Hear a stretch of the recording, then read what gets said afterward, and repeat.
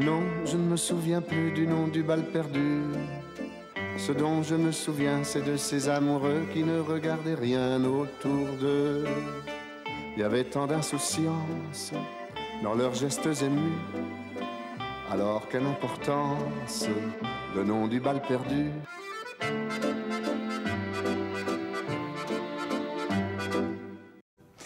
Bonjour, c'est Des mots de minuit, avec ceci pour commencer.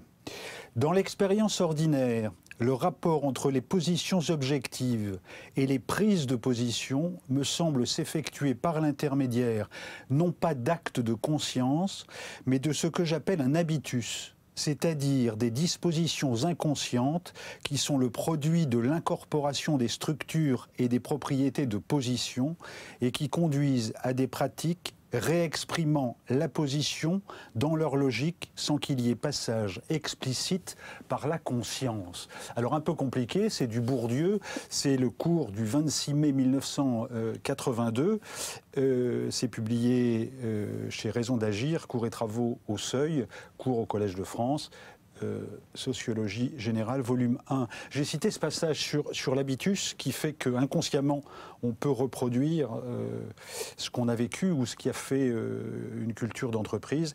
Et je pense qu'on va pouvoir en parler dans cette émission aujourd'hui avec nos deux invités. En voici le sommaire.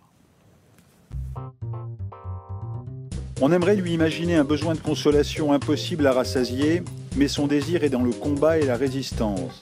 Édouard Louis signe un deuxième livre au titre puissant et sans article, Histoire de la violence. Elle écrit depuis petite et dans les cafés de la Canebière, qu'il s'agisse des assassinats de Gloria ou de Lily, ici aussi il est question de violence.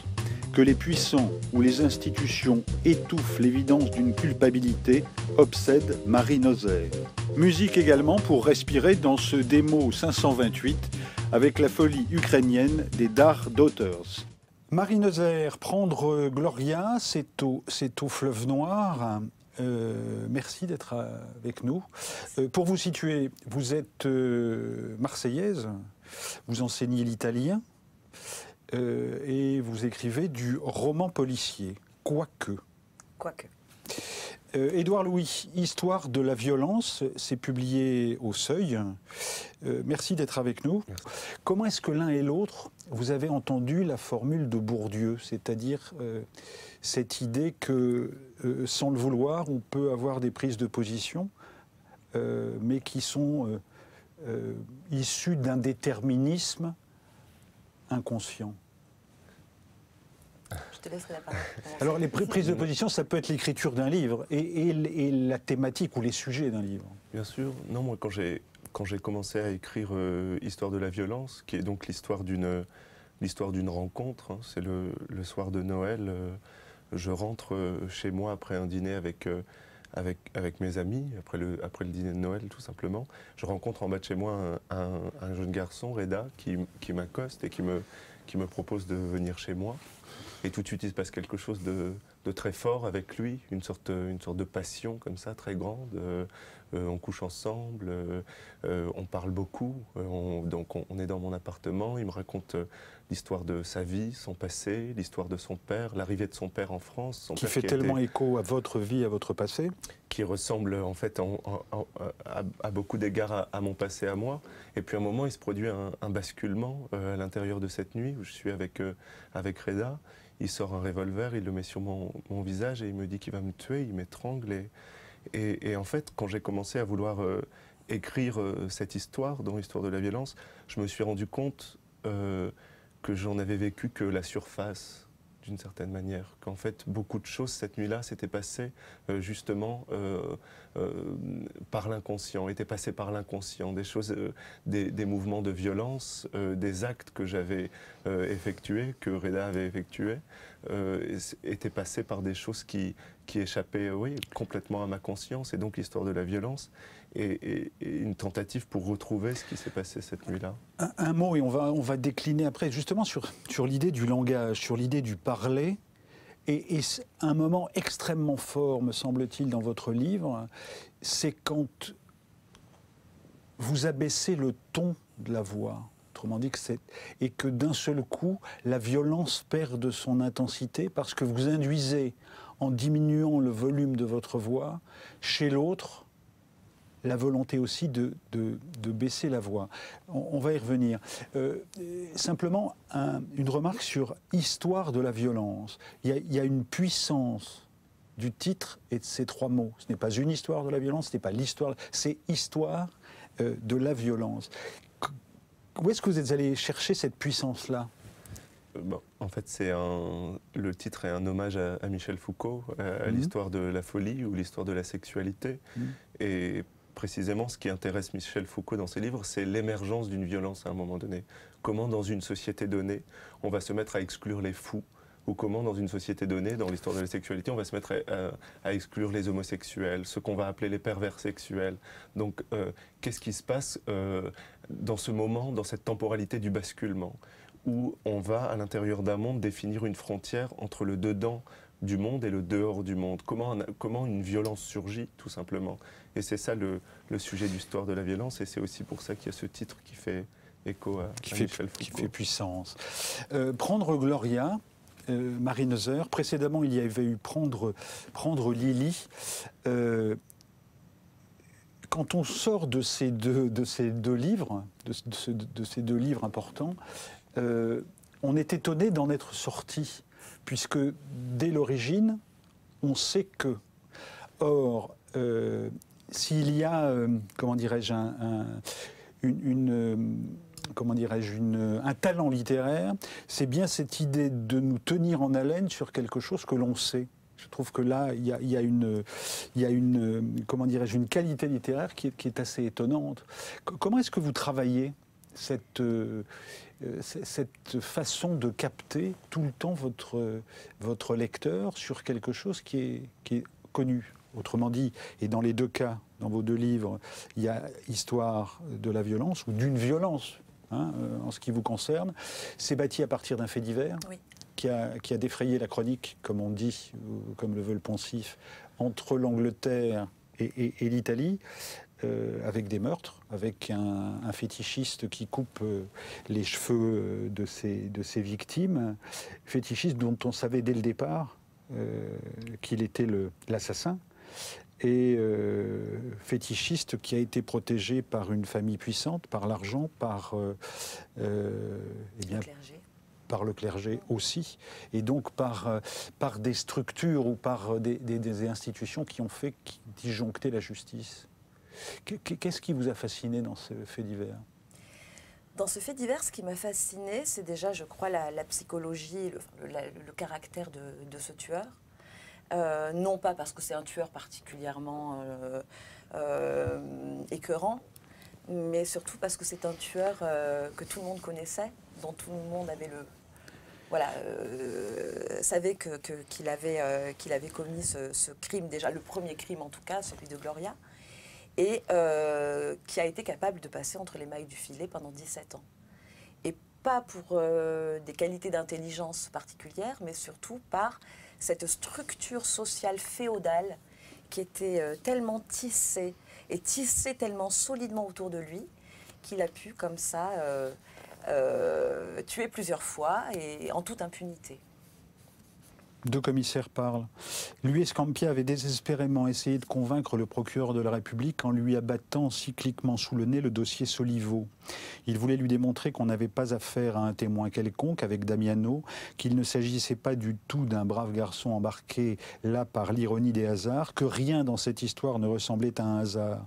Il brandissait le dossier et poliment, le plus hiérarchiquement correctement possible, ils en feuilletaient les pochettes en énumérant la plainte déposée contre lui quand il avait 14 ans et retirée mystérieusement par la suite, les mains courantes pour agression capillaire, son statut de dernière personne à avoir vu Gloria Prats, le trou d'1 heure et demie dans son emploi du temps de ce jour-là, sans parler de tout ce qui ne figurait pas dans le dossier mais qui était de notoriété publique, etc., etc. On voit qu'en Italie, une institution en connexion avec la mafia étouffe volontairement une affaire, puisque c'est le fils d'un puissant. Oui. Pourquoi est-ce que ces habitus-là, pour reprendre Bourdieu, pourquoi est-ce que ça vous fascine ?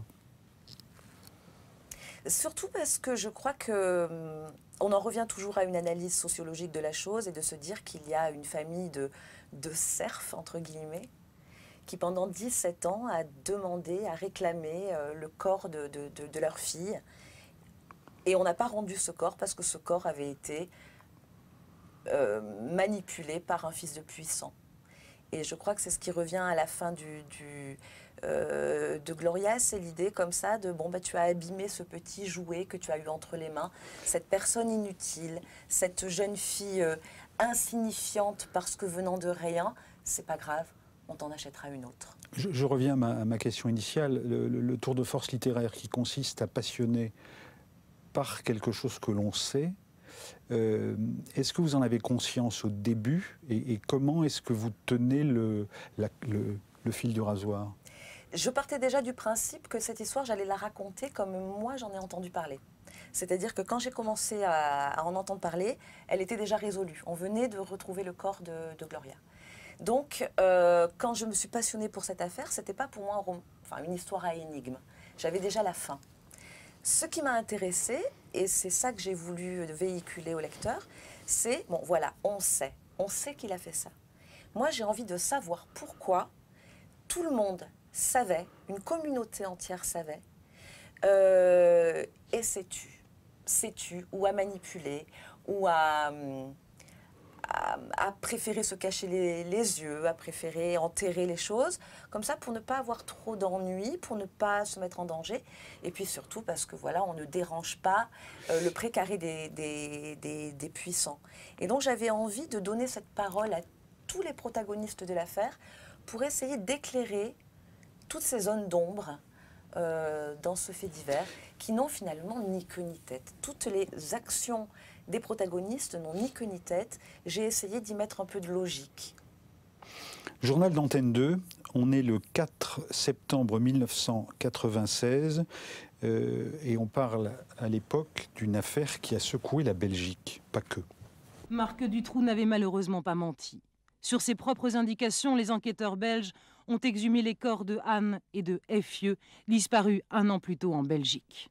Marc Dutroux n'a pour l'instant jamais menti. Le 15 août dernier, alors que les policiers enquêtent sur la disparition de la jeune Laetitia, il avoue et livre à la surprise générale 2 jeunes filles, Laetitia et Sabine. Dès lors, Marc Dutroux est soupçonné d'être l'auteur de plusieurs autres disparitions. Le 17 août, il avoue encore. Il a bien enlevé Anne et Effieux, mais aussi Julie et Mélissa. Les 2 fillettes seront retrouvées mortes à Sarre-la-Buissière. Leurs obsèques seront celles de toute la Belgique, une Belgique effondrée. Découvrant l'horreur, la Belgique chavire alors entre la peine et la colère. À quoi bon laisser vivre des monstres ici? Laisser souffrir des enfants qui n'en peuvent rien? Des jeunes? Oh, j'en peux plus! Son réseau, quel est-il? Avec Marc Dutroux, une dizaine de personnes ont déjà été arrêtées, dont l'inspecteur de police Zico, soupçonné d'avoir couvert Dutroux dans un trafic de voitures volées. Aujourd'hui, la presse belge parle de magistrats et de gendarmes dont les noms circuleraient dans le dossier. L'affaire Dutroux est loin d'être terminée. Voilà une affaire dans laquelle on entend un certain nombre d'échos à ce que vous écrivez dans Prendre Gloria. Comment est-ce que vous considérez votre assassin, en tout cas cet assassin sur lequel vous travaillez? Est-ce que c'est un monstre? Est-ce que c'est un fou? Est-ce que c'est quelqu'un d'ordinaire? Comment est-ce que vous le considérez? Il n'y a pas de monstre. je crois que ça a été dit, il n'y a pas de monstre, il n'y a que des actes monstrueux. Non, c'est pas du tout un monstre. C'est je crois à la base un brave garçon, effectivement, comme tous les braves garçons, mais qui a été fabriqué de travers, qui a été, qui a eu, comme tous les braves garçons, qui a eu à certains moments de sa vie, de sa construction, des fantasmes et des choses qui n'ont pas été prises en charge, qui n'ont pas été prises en considération. Donc c'était un jeune garçon qui très tôt a eu des gestes et des actes de violence quand même très, très poussés envers des camarades, puisqu'il a égorgé un camarade de jeune âge de 14 ans, il avait l'habitude de harceler les filles pour se faire aimer, tout simplement, pour les draguer. Et personne n'a pris ce jeune homme en considération et on l'a laissé s'enfoncer dans ses fantasmes visqueux, finalement. Méfiez-vous, hein, parce que vous savez qu'aujourd'hui on a un Premier ministre qui dit qu'expliquer c'est déjà presque justifié. Édouard Louis, Reda est votre tortionnaire, et celui qui vous menace de mort, et celui qui vous viole. Pourtant, vous acceptez et vous hésitez à aller porter plainte. On entend porter plainte. Hein, vous courbez le dos puisqu'il s'agit de porter une plainte. Et on viendra sur la manière dont vous fonctionnez avec le langage. Pourquoi est-ce que Reda, au-delà de ce moment amoureux que vous avez eu avec lui, ou pulsionnel que vous avez eu avec lui, pourquoi est-ce que c'est quelqu'un qui trouve encore grâce à vos yeux? C'est-à-dire que j'avais envie, dans Histoire de la violence, de relever une contradiction qui est très difficile, qui est celle de porter plainte. Je pensais que c'était un sujet assez peu évoqué en littérature finalement. Et qu'est-ce que c'est que de savoir que porter plainte est quelque chose d'important. La possibilité de porter plainte, ça a été aussi le résultat des mouvements critiques, de mouvements de gauche, du féminisme, hein, la possibilité de se plaindre, la possibilité de porter une plainte avec soi. Et d'une autre manière, je pourrais dire que tous les écrivains que j'admire sont des écrivains qui se sont plaints. C'est James Baldwin ou Toni Morrison qui ont dit le sort des Noirs est inacceptable, le sort qu'on leur réserve est inacceptable, il faut se plaindre. C'est Simone de Beauvoir avec les femmes. Il y a beaucoup d'exemples.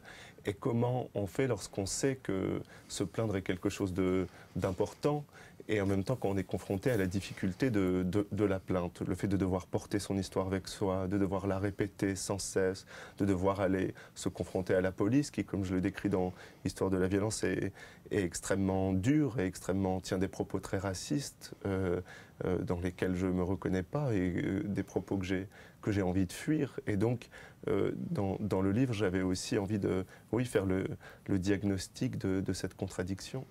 Je sais maintenant qu'il n'y a rien de commun entre ces deux choses qu'on appelle du même mot, parler, que parfois ce qu'on appelle parler est plus proche de souffrir, se taire, de vomir que de parler. Je sais aujourd'hui que le langage ment. Et Didier rétorquait que je l'oublierais d'autant plus facilement si je portais plainte. Je pensais...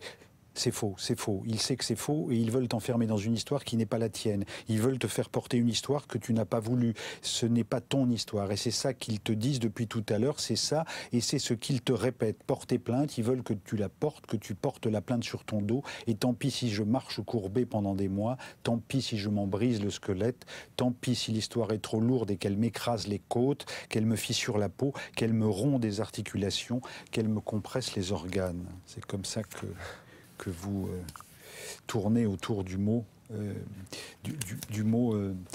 parler. Oui, il y a un enjeu qui, je crois, était essentiel pour moi au moment où j'écrivais Histoire de la violence, c'est ce fait que le langage ment et que très souvent il faut écrire contre le langage.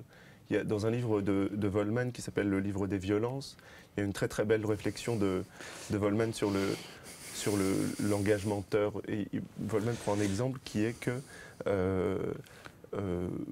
pendant la Deuxième Guerre mondiale, si un déporté prenait la fuite et essayait de fuir d'un camp de concentration allemand, en représailles, il y avait une centaine de juifs ou de détenus, de déportés qui étaient exécutés.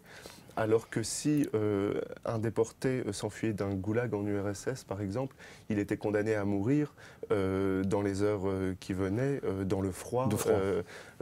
En URSS. Et donc, Vollmann dit, on voit dans ces deux situations, qu'à un moment donné, fuir est synonyme d'un homicide, puisque 100 personnes seront tuées si on s'enfuit, et dans un autre cas, fuir est synonyme d'un suicide, puisqu'on est promis à une mort certaine dans le froid de l'URSS. Et donc il y a ce fait qui est que que le langage, qu'un seul mot peut avoir des significations multiples, et que donc quand on écrit, il faut lutter contre le langage. Et Histoire de la violence, c'est une lutte contre ce langage qui s'impose à soi. Il y a toujours cette présence de la psychanalyse dans ce que vous dites aussi, parce que si on avait tous les mots pour combler le manque, il n'y aurait pas de désir.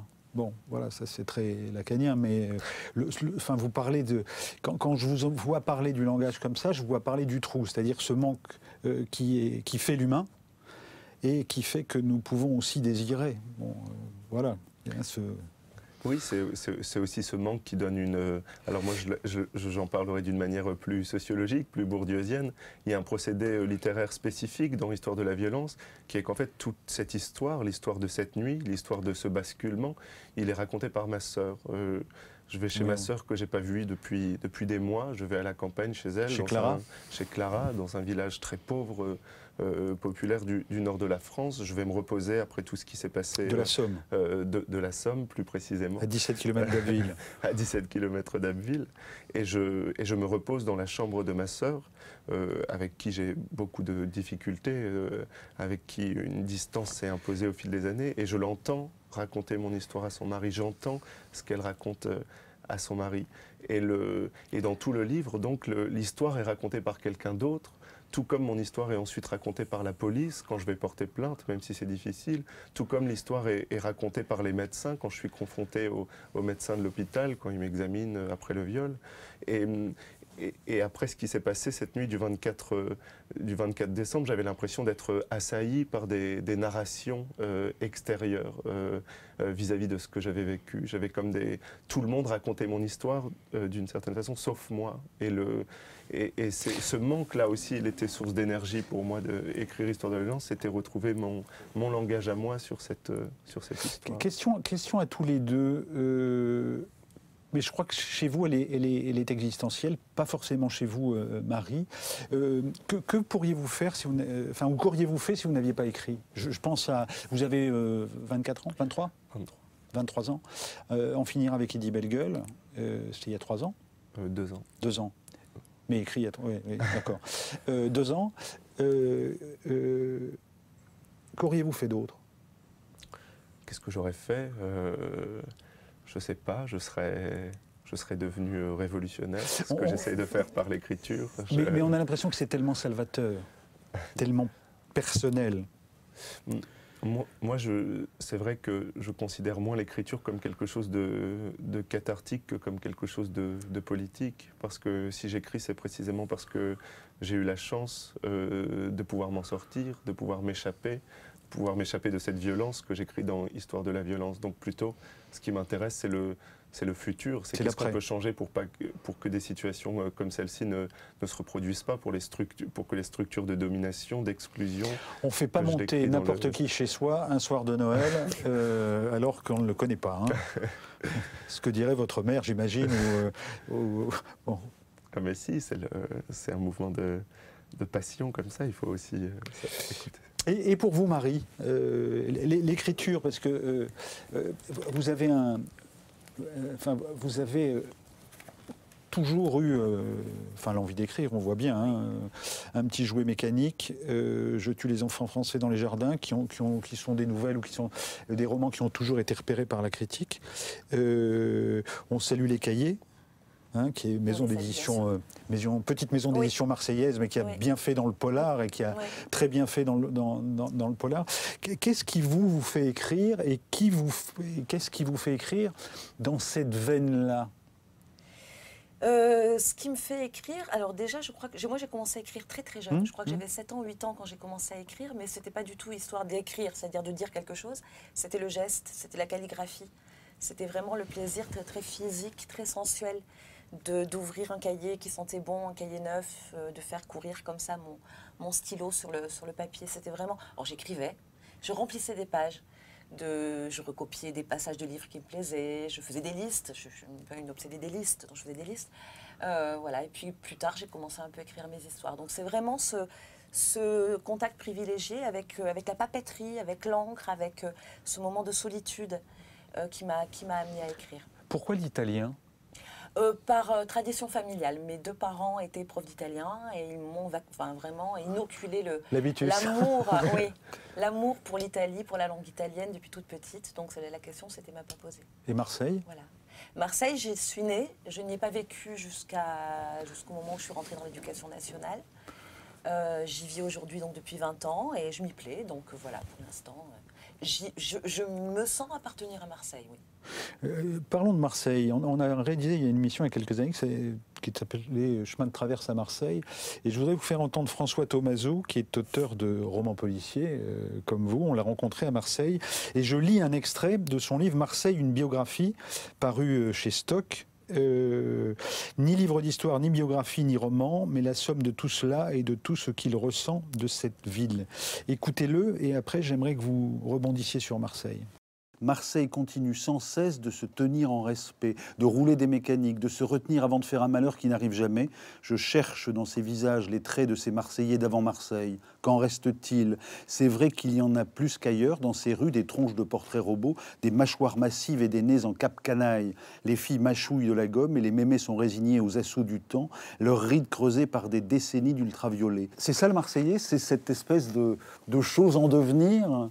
Oui, je pense que c'est ça. Je pense que Marseille reste une ville en devenir au bout de 2600 ans d'histoire, voire plus, puisqu'on peut remonter à la grotte Cosquer et donc à, je sais pas, elle a peut-être 30 000, 50 000 ans d'histoire, cette ville. Et pourtant, elle n'est jamais achevée. C'est une ville, oui, je crois, tout le temps en devenir. C'est une ville qui n'est pas finie, ni faite ni à faire, peut-être. Une ville qui a été construite sur des mouvements de marins, sur des gens qui sont venus trouver un petit port naturel comme ça. Et qui n'a jamais fini comme ce mouvement de vagues, de départ, d'arrivée, de mélange, de choses extrêmement mal faites et extrêmement belles et qui aujourd'hui essaie aussi de suivre un peu l'air du temps, de s'embourgeoiser, ça ne marche pas du tout, de se gentrifier, ça ne marche pas du tout. C'est une ville qui est vraiment attachée au peuple. Et voilà, c'est une ville... toujours en errance. Est-ce que vous diriez, comme Édouard Louis il y a une seconde, que, et je vais vous lire un extrait, que vous cherchez aussi à beaucoup dénoncer? C'est-à-dire qu'il y a cette dimension très sociologique dans votre livre, notamment parce qu'il y a un jeune Albanais qui fait figure de, sinon de bouc émissaire, en tout cas de coupable possible et facilement désigné. La frange de la population la moins cultivée ou la plus attachée à un vieux nationalisme aux racines nauséabondes se perdait en confusion géographique et historique. On avait vu, à la suite de la guerre en ex-Yougoslavie, affluer sur le sol italien de malheureux réfugiés bosniaques, serbes, kosovars, monténégrins. Des femmes en foulard accompagnées de gamins morveux tendant la main dans les métropoles. La proximité de la Roumanie, elle aussi bien ébranlée depuis la chute de Ceausescu, avait multiplié par 10 l'arrivée des Roms qu'on haïssait ouvertement. Et pour les gens, kosovars, roms, albanais, c'était du pareil au même. Les démons du racisme latent gommaient toute nuance de jugement et toute clairvoyance civilisationnelle. Et une famille albanaise, qui parfois même pouvait se targuer d'être implantée en Italie depuis le Moyen-Âge et d'occuper dans la société des postes de choix, au même titre que les Italiens de souche, éveillait souvent les soupçons. On y flairait immanquablement un sang douteux, un penchant génétiquement criminogène et un romanichel en sommeil. Ce que vous écrivez sur ce jeune garçon qui est accusé. Et qu'est-ce qui vous fait cette fibre sociale? Qu'est-ce qui fait que d'en prendre Gloria et d'en prendre Lily, il y a le démontage très, très précis de toutes les mécaniques occultantes? Parce que dans ce fait divers, c'est vraiment ça qui m'avait sauté aux yeux, c'est vraiment ça qui m'avait scandalisé. Je crois qu'un meurtre, alors je vais dire peut-être quelque chose de terrible, je ne veux pas avoir l'air blasé, mais un meurtre est un meurtre finalement. Bon, il n'y en a pas de plus terrible que d'autres. Bon. Pourquoi celui-ci plus qu'autre chose? C'est que vraiment derrière, on voyait cette rage des bien-nés de protéger l'un des leurs. Voilà. Et donc ça, c'est quelque chose qui m'avait énormément scandalisé. Hein, dans cette histoire, on rebondissait de toute façon de scandale en scandale et d'émerveillement en émerveillement, en se disant c'est pas possible, c'est une histoire dingue. Il y a vraiment, je n'invente rien. quand même dans ces histoires-là. J'ai donné juste la parole au personnage, hein. J'ai fait mon travail de romancière derrière, mais tout ce que je dis sur le clergé, sur la magistrature, ce sont des choses qui ont réellement eu lieu. Le clergé pédophile, doit-on préciser? Alors l'histoire de la pédophilie, c'est un peu aussi de mon invention quand même, et quand on met un peu tout à plat et qu'on essaie de réfléchir aux tenants, aux aboutissants, aux motivations de chacun, je pense qu'on peut y penser d'une manière très très forte. Scandalisé. Quelles sont vos références littéraires et quelles sont notamment vos références dans le roman policier? Alors, étrangement, en roman policier, j'en ai peu, parce que je suis venue très très tard au roman policier, j'en ai jamais vraiment lu. Je ne savais pas moi-même que j'écrivais des romans policiers quand j'ai commencé à écrire « Je tue les enfants français dans les jardins ». Et c'est une maison d'édition de romans policiers qui m'a découverte, hein, c'est les Cahiers. Mes racines en tant qu'actrice, elles sont dans la littérature blanche en général. Alors blanche. Vous connaissiez Édouard Louis? Je l'ai rencontré, je dirais, le week-end dernier, où j'ai lu ces deux ouvrages. Voilà.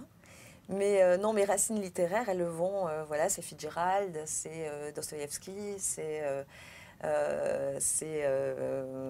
Julien Green, c'est Colette, c'est Maupassant, c'est Bouzac et Calvin.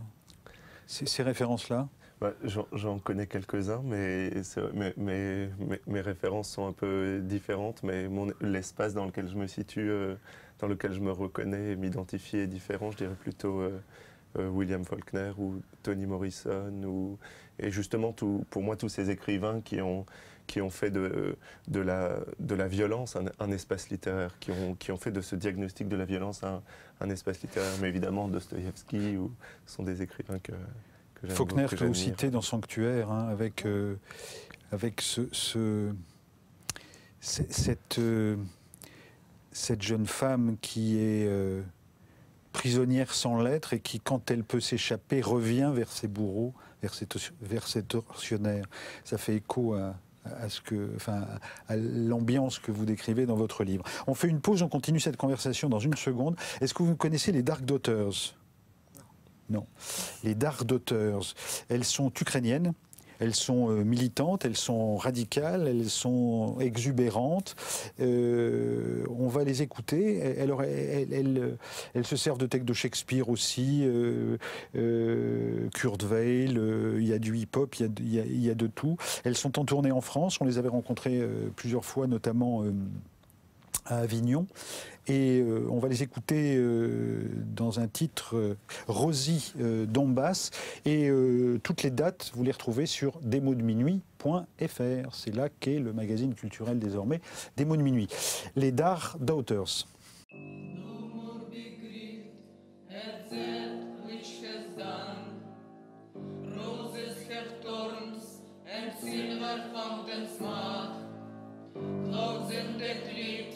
Same wolves, moon and sun, and lonesome can her lips in sweetness but no more be grieved at that which has done. Roses her thorns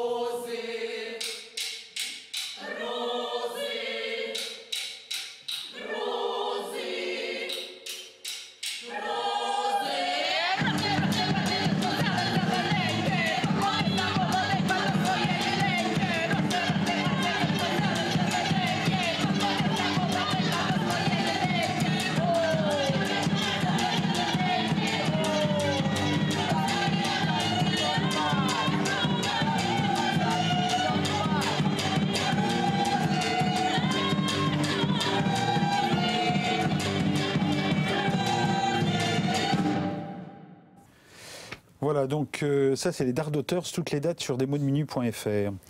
Je vous lis, Édouard Louis. Quand la voix off a dit le mot viol, j'ai senti la gêne de Clara. Vous voyez votre sœur et vous écoutez votre sœur et elle est en train de regarder un documentaire sur la 5 et il est question du viol systématique commis pendant l'esclavage sur les femmes noires. J'ai vu sa bouche se rider, ses yeux se plisser et j'ai haï cet embarras, j'ai haï cette désolation qui me faisait entrer de force dans mon passé. Je pensais. Elle ne pourra jamais comprendre que mon histoire est à la fois ce à quoi je tiens le plus et ce qui me paraît le plus éloigné, le plus étranger à ce que je suis, qu'à la fois je la serre de toutes mes forces contre ma poitrine de peur qu'on vienne me l'arracher, mais que je ne ressens que du dégoût, le plus profond dégoût si on s'approche de moi pour me susurrer qu'elle m'appartient, qu'aussitôt qu'on me la rappelle, je voudrais la jeter dans la poussière et m'éloigner. Et un peu plus loin, là vous étiez en italique, on revient dans une écriture classique. Un peu plus loin, vous écrivez « Je cherche à construire une mémoire qui me permettrait de défaire le passé, qui d'un même geste l'amplifierait et le détruirait, par laquelle, plus je me souviens et plus je me dissous dans les images qu'il me reste, moi j'en suis le centre. » Oui, cette contradiction, ce paradoxe traverse toute l'écriture d'Histoire de la violence, c'est-à-dire qu'en même temps je reviens sur cette histoire obsessionnellement, j'essaie de la raconter, d'en trouver les causes, de parler des conséquences, des effets qu'a cette histoire. Et en même temps, je ne me reconnais pas dans ce que je disais tout à l'heure, dans la manière dont on en parle, dans la manière dont le monde autour de moi parle de cette histoire. Et je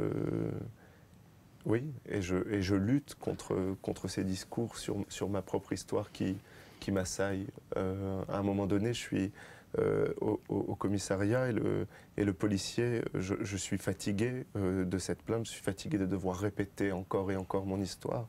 Et le policier me dit, quand je lui dis je veux partir, je veux rentrer chez moi, il me dit votre histoire ne vous appartient plus.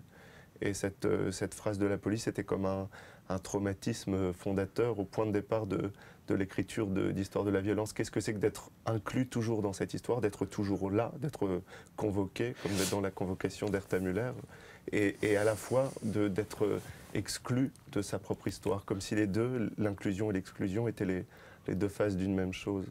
Est-ce que vous je ne sais pas si vous le sentez comme ça, mais pour vous avoir lu dans l'intégralité de votre œuvre, dans 2 livres très marquants, enfin je veux dire en tout cas, je plaisante un peu, je vous taquine, mais entre En finir avec Eddie Bellegueule et Histoire de la violence, quand je lis cette phrase, elle ne pourra jamais comprendre que mon histoire est à la fois ce à quoi je tiens le plus et ce qui me paraît le plus éloigné et le plus étranger à ce que je suis.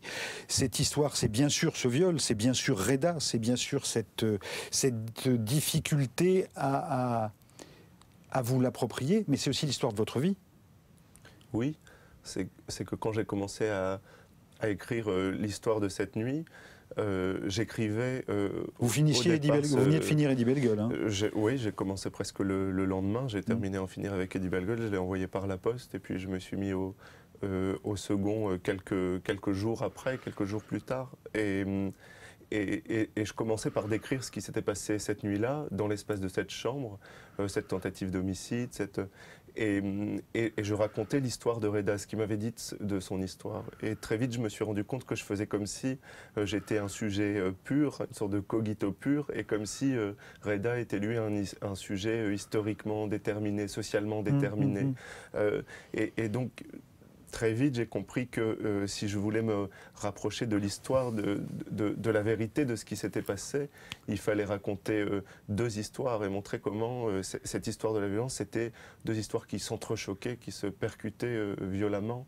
Et donc revenir sur mon passé, c'était aussi une manière de poser cet enjeu. Comment est-ce que vous assumez la double écriture, autrement dit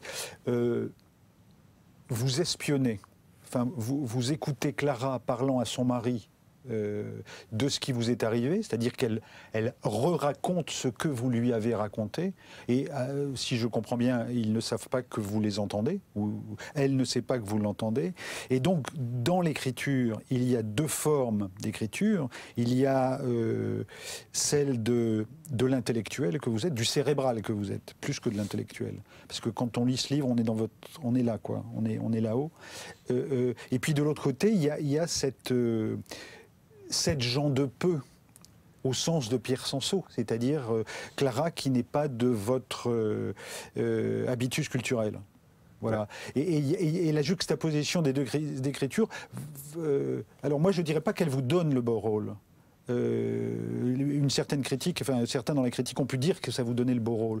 Pourquoi est-ce que vous avez eu besoin de juxtaposer? C'est-à-dire que je lirai tout à l'heure un extrait de la manière dont parle Clara. Quand vous décidez ça, qu'est-ce que vous décidez en fait?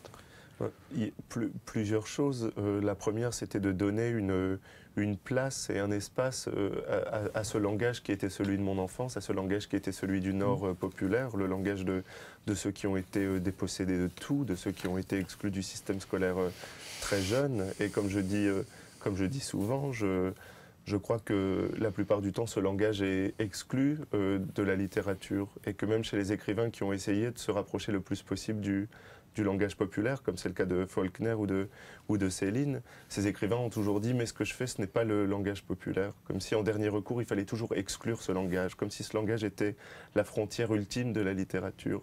Et je crois que quand on écrit, il faut aussi toujours s'interroger de façon critique sur la littérature. Qu'est-ce que la littérature exclut de manière à être perçue comme une littérature légitime? Qu'est-ce que la littérature met en son dehors pour être considérée et définie comme littérature? Moi, je crois que c'était en grande partie ce langage, donc j'ai voulu l'intégrer.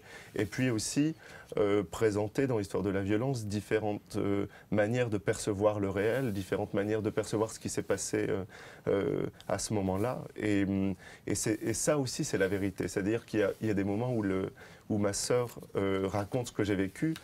Et moi, je ne suis pas d'accord avec ce qu'elle dit, donc je le dis entre parenthèses, en italique dans le livre. Et je crois que vous avez raison, c'est qu'il y a des moments où c'est évidemment elle qui a raison, c'est elle qui a raison. Et on voit très bien que j'ai tort dans certains passages, dans certains chapitres du livre.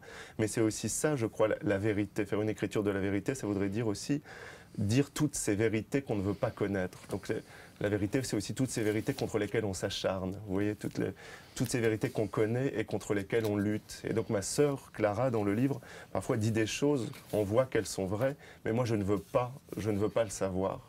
Et je lutte contre quelque chose que je sais déjà, c'est le grand thème de pascalien dont Pierre Bourdieu parle dans ses méditations pascaliennes. C'est que, dit Pascal, la grande condition humaine, c'est qu'on sait tout, qu'on sait déjà la vérité sur ce qu'on est, et que toute l'histoire de notre vie est l'histoire d'une lutte contre la vérité. Je vous lis, pour essayer de faire écho à ce que vous dites, comme la peur que Reda m'avait inoculée, et je me rendais compte que les mensonges étaient la seule force qui m'appartenait vraiment, la seule arme à laquelle je pouvais faire confiance sans condition. Et plus loin, nous sommes libres de changer le monde et d'y introduire de la nouveauté. Ma guérison est venue de là, ma guérison est venue de cette possibilité de nier la réalité.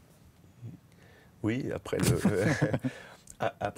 ce qui se passe avec Reda, j'essaye de me convaincre que je ne suis pas traumatisé par ce qui s'est passé, de défaire ce traumatisme par une forme de mensonge. Je sais que je me mens, je me dis je ne suis pas traumatisé, je me dis tout va bien. Il y a aussi une phrase de Hannah Arendt dans l'histoire de la violence, où Hannah Arendt dit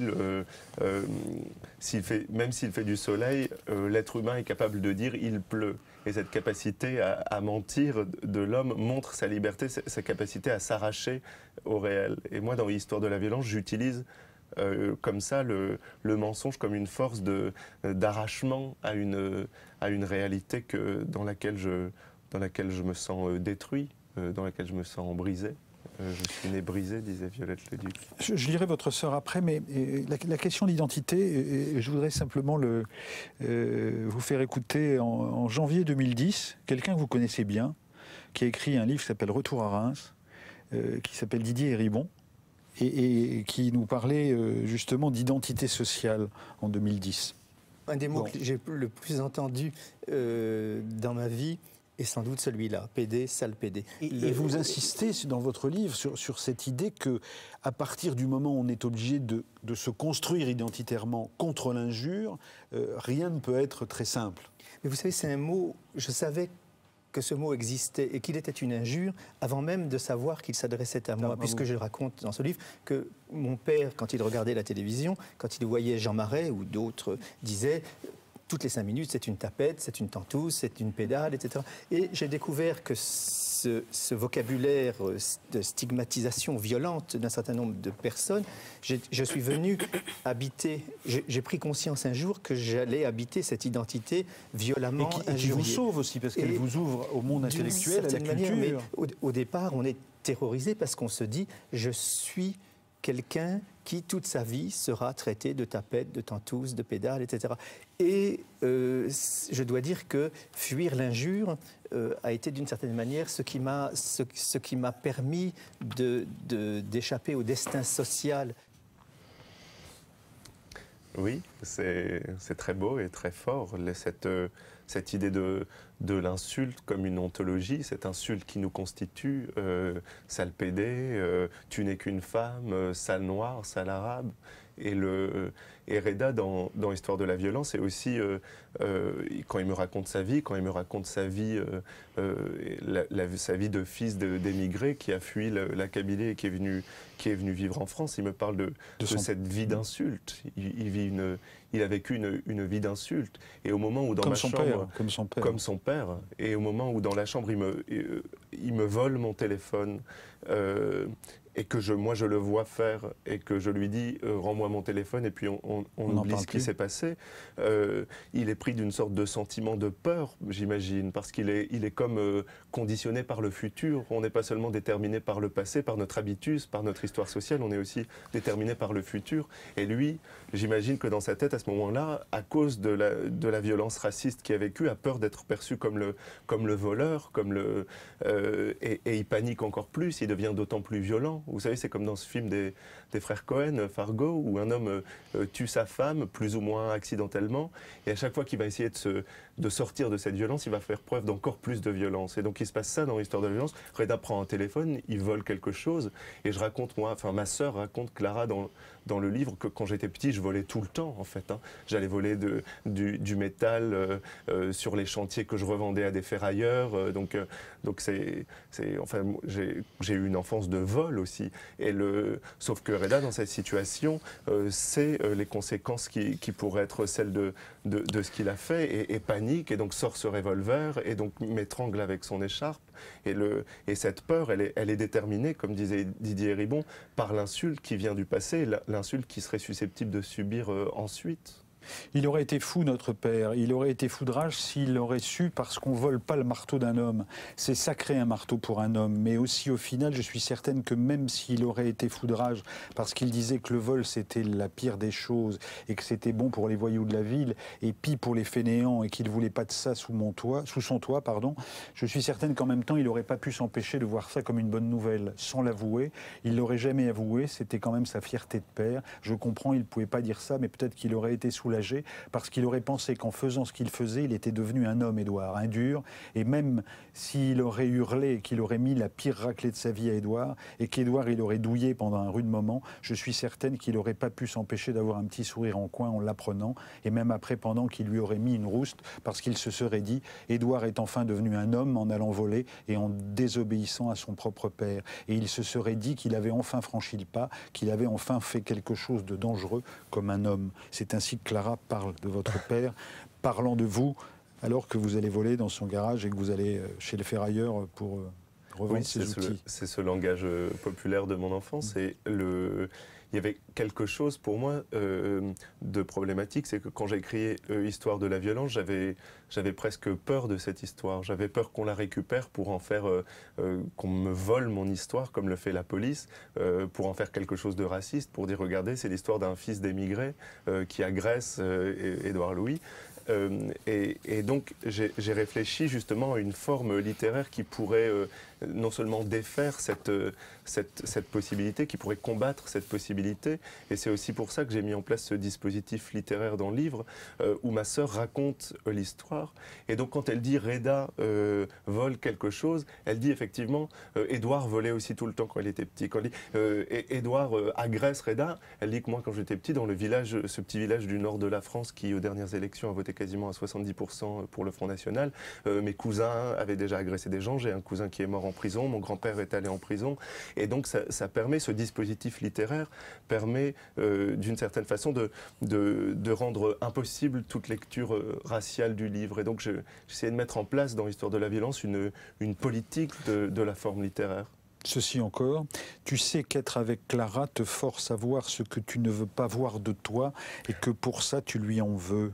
Tu ne peux pas t'empêcher de lui en vouloir. Oui, quand je rentre chez ma sœur après des mois d'absence et de séparation, je ne peux pas supporter de la voir parce que je raconte dans l'histoire de la violence que je sais que je l'ai abandonnée. Et comme je sais que je lui ai abandonné, je lui en veux parce que chaque fois que je la vois, elle me rappelle ce que j'ai fait. Et c'est encore une fois cette histoire de lutte contre la vérité. Je ne peux pas supporter de voir Clara qui me renvoie au visage la vérité de cet abandon, du fait que j'ai abandonné ma famille, que j'ai abandonné le milieu de mon enfance, comme le décrit merveilleusement Didier Ribon dans Retour à Reims. Marie Neuzer, qu'est-ce que vous entendez ou qu'est-ce qui fait écho chez vous dans ce que dit Édouard Louis? Comment est-ce que vous le percevez, Édouard Louis, là, après l'avoir lu, mais surtout après l'avoir entendu dans cette petite heure? Non, je suis très touchée par cette manière justement de ce travail de mise à distance de sa propre histoire, de ce qui m'appartient, ce qui ne m'appartient plus, ce que je voudrais qu'il reste à moi et ce que je livre. D'être toujours comme ça sur cette frontière, comme ça, hein, sur ce fil rouge entre ce que je garde et ce que je donne. Et voilà. Qu'est-ce que c'est qui fait le regard de l'autre aussi? Qu'est-ce que je vais livrer des choses, ça va aussi créer le regard d'autrui sur moi. Qu'est-ce que je peux me permettre de confesser, d'avouer? C'est toujours, je crois que c'est l'endroit où l'écrivain se situe toujours. Qu'est-ce qu'on dit de nous? Quelle vérité on donne de soi? Alors, deux façons d'écrire. Vous faites de la fiction, vous faites vous faites l'histoire de la violence. Voilà. on va le dire comme ça. De manière purement technique, vous écrivez comment? Dans le silence, Non, dans le brouhaha.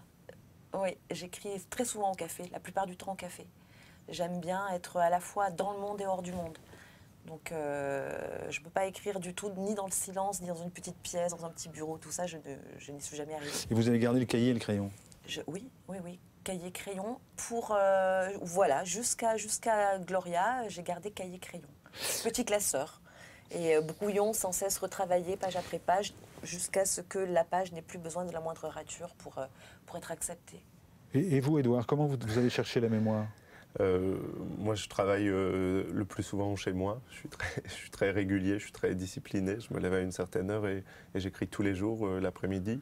Mais parfois, je vais écrire au café aussi, ça m'arrive. Quand j'étais petit, mes parents mettaient tout le temps la télévision et on n'avait pas de bureau dans la chambre, donc je travaillais sur la table dans la cuisine. Et donc, j'ai appris à travailler dans le bruit et comme Marie, ça me dérange pas du tout. Donc, ça m'arrive aussi d'aller travailler au café. J'écris 6 heures par jour, je m'astreins à le faire tous les jours. Et voilà comment ça se passe. Je voudrais vous faire écouter quelqu'un, vous connaissez forcément tous les deux. Ça date de 1984. Et ce quelqu'un est une romancière qui a écrit un livre tout à fait remarquable qui s'appelle Les Années. C'est Annie Ernaux. Écoutez ce qu'elle disait chez Pivot en 84. Ce qu'elle disait de ce grand écart. Alors, je ne connais pas votre situation à vous, Marie, mais de ce grand écart entre... enfin, si, vos parents sont des intellectuels, enfin, en tout cas, sont des enseignants. Hein, donc, a priori, ce grand écart-là n'existe pas pour vous, parce que vous savez d'où vous venez, vous n'avez pas eu à quitter d'où vous veniez. Hein, ce qui n'est pas le cas d'Édouard. Écoutez ce qu'elle disait en 84 de ce grand écart. Mon père ne savait pas parler le beau langage, le langage des classes dominantes. Il parlait encore un peu patois. Et il a désiré par-dessus tout, c'est que je fasse des études, que j'ai des diplômes, que j'ai tout ce qu'il n'avait pas eu. Et au fur et à mesure que j'obtenais ces diplômes, en même temps, moi, je changeais de monde. Et je n'ai pas été une enfant double, j'étais une enfant déchirée, je pense, déchirée entre le milieu de mes parents et puis un milieu petit bourgeois que, automatiquement, je me suis mise à fréquenter. Et j'avais des intérêts différents des siens. Je lisais, on ne parlait plus le même langage. Je crois que cette question de langage entre lui et moi, c'était extrêmement important. Oui, vous dites que c'était peut-être la chose la plus terrible qu'il y avait entre vous. C'était la plus terrible. Et comment vous entendez Annie Ernaux, 84, 94, 2004, 30 ans après? Elle est toujours aussi bouleversante et impressionnante. Et je ressens exactement cette situation d'avoir été pris entre deux langages, de continuer à être pris entre deux langages, qui est celui de mon père comme celui du père d'Annie Ernaux, ou celui de ma mère, celui de mon enfance. Et moi, ce que j'ai essayé de faire, justement, c'était de donner une place à ce langage-là en littérature. J'ai voulu continuer à travailler dessus, travailler une sorte de mémoire de ce langage et de montrer par l'écriture ces deux langages irréconciliables, de montrer à quel point ils sont irréconciliables, à quel point la distance est impossible à franchir.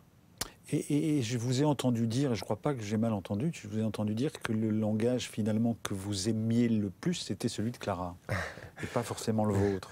Oui, c'est vrai, et c'est complexe parce que d'une part, j'ai toujours été fasciné par ce langage populaire de mon enfance. C'était surtout les femmes qui parlaient. Quand j'étais petit, il y avait toujours des longs monologues de femmes, ma mère qui me parlait, ma grand-mère, ma sœur. Votre mère qui dit brun.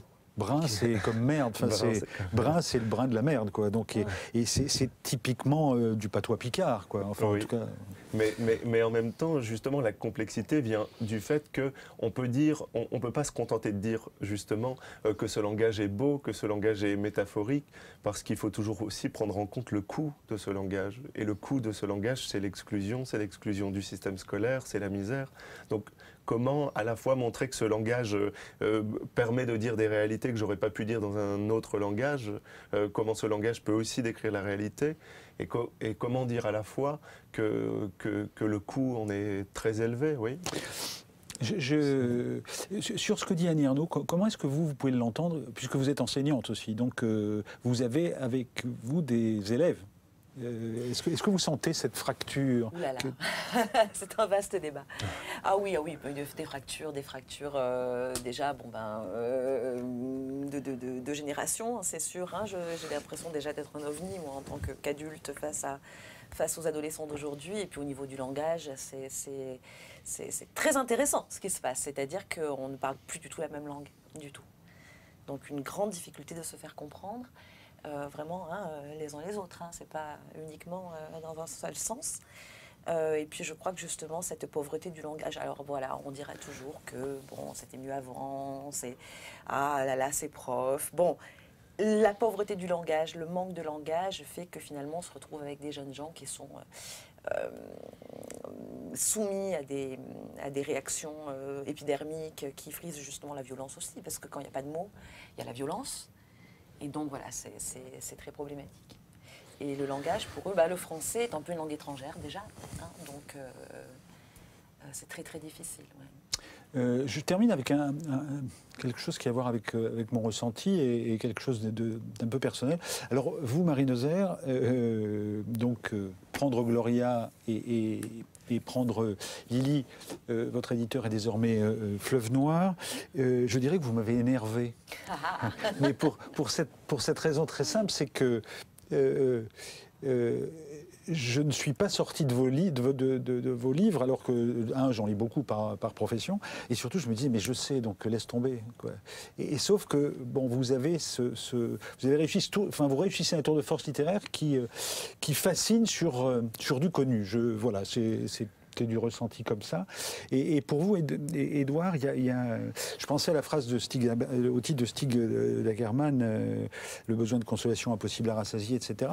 Et je me disais, et je vais vous comparer, j'ai reçu aussi, il y a 2 ans, Christine Angot, Et je trouve que Christine Angot écrit aussi une histoire de la violence, qui n'est pas tout à fait la même, mais je veux dire que ce qui est décrit, c'est du même ordre. Or, comme lecteur, comme critique par ailleurs, comme critique littéraire, je trouvais que quand je vous lis, j'ai envie de vous prendre dans mes bras, c'est-à-dire que j'ai envie de vous accueillir, j'ai envie de faire attention à vous. Je prête la même attention à Christine Angot par rapport à la violence qu'elle a subie, sauf que je n'ai pas... c'est comme si son histoire était posée entre nous. Donc c'était quelque chose qu'elle mettait entre nous. Alors que vous me la donnez complètement la vôtre d'histoire. C'est en ce sens que y a cette idée que je me disais, ben oui, peut-être qu'on a besoin de l'accueillir, de le consoler. Or, je pense que Christine Angot a plus forcément besoin d'être consolée. Et j'en viens à ma question. Est-ce que vous avez encore besoin de consolation, donc de la littérature sur ce thème-là? Non, moi j'ai plutôt besoin d'insurrection. Je pense qu'une des choses qui me distingue de Christine Angot, c'est que, par exemple, quand elle écrit l'inceste, elle s'intéresse à ce moment de violence, à ce moment de viol. Moi, dans l'histoire de la violence, au final, le viol occupe 3 lignes du livre et la tentative de meurtre occupe 5 lignes du livre. Et donc, ce qui m'intéresse, au contraire, c'est plutôt de m'intéresser aux structures qui ont produit cette violence, plutôt que de décrire la violence en elle-même. Donc, l'histoire de mon enfance, l'histoire de l'émigration, l'histoire du racisme, le fait d'être confronté au racisme de la police. Et du coup, dans l'histoire de la violence, je raconte cette histoire, en fait, parce que tout ce qui se passe autour, ses causes, ses conséquences, ses effets, je suis d'accord avec vous, mais pour répondre à ce que vous dites, je me dis que Christine Angot offre un objet, et je dirais que vous offrez comme sujet. C'est peut-être ça. Voilà. C'est ouvert. C'est ouvert. C'est ouvert. Marie Neuser, est-ce que vous avez un objet avec vous? J'ai apporté un objet, effectivement. Alors c'est une lettre. C'est une lettre de Julien Green, qui avait eu, 1 an avant sa mort, la gentillesse de répondre à une lettre fleuve que je lui avais envoyée. Et pour lui déverser dans sa petite vie tranquille toute la passion que j'avais pour son œuvre. Et voilà, chère madame, très touchée par votre lettre, soyez-en remerciée de tout cœur. Je crois que j'ai dû m'évanouir en ouvrant la lettre. Et ça date de 97. 97, le 8 novembre. Voilà. Oui. Et donc voilà, c'est un objet littéraire très très cher à mon cœur. Ah, j'ai un mot de remerciement de Pierre Bourdieu. Et le mot qu'il utilisait dans son petit mot de remerciement, parce qu'on avait l'occasion d'en discuter, c'était résistance. Voilà. De là à l'insurrection. Bon.